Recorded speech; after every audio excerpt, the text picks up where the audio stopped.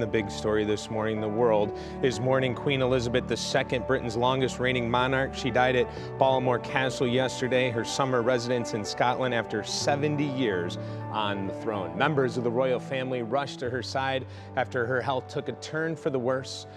73 years old, her son Charles automatically becomes the monarch. King Charles III, his formal coronation has not been announced and could be months from now. The Queen was 96 years old and had been facing recent health problems. Tributes are pouring in for the Queen from around the world. Even President Biden spoke last night. Queen Elizabeth met with more than a dozen U.S. presidents throughout her historic reign. And Austin Love joins us live now with a look at the Queen's legacy. Austin, she was beloved by many.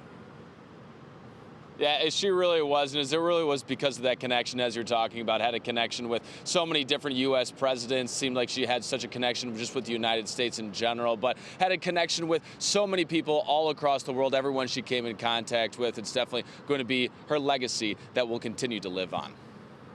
The world is mourning Britain's longest-serving monarch, Queen Elizabeth II, whose 70 years on the throne defined an era and embodied steady leadership.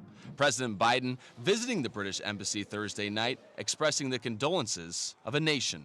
The thoughts and prayers of the American people are with the people of the United Kingdom and the Commonwealth in their grief. President Biden was the last of the 14 U.S. presidents to meet with Queen Elizabeth.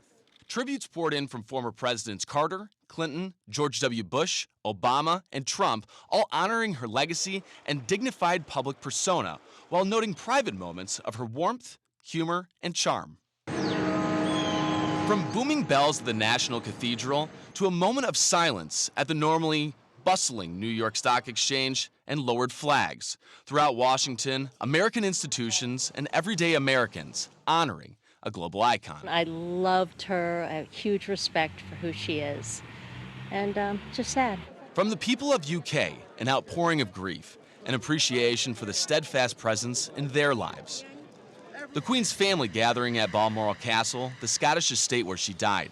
Her son Charles, now becoming King Charles III, as the world says goodbye to a queen who led her country through generations of war and also peace, and left an indelible legacy. Well, a special legacy indeed, and to honor that legacy, tributes have been pouring out, including right here in Cleveland. If you're driving downtown this morning and later on today, you'll notice that the Terminal Tower is not lit up like it normally is, and it has gone dark, and that is in honor of the Queen and her passing. And of course, we're going to be honoring her legacy, and her life all morning long, even on the Today Show later on this morning, where Savannah Guthrie will be live in England. Dave. Austin, I'll take it from here. Thank you so much for filing that report. Yep. And the new King Charles III did release a statement yesterday. He says in part that the death of his beloved mother is a moment of the greatest sadness, going on to say he knows her loss will be deeply felt throughout the country and by countless people around the world. He also says he and his family will be comforted and sustained by our knowledge of the respect and deep affection in which the Queen was so widely held.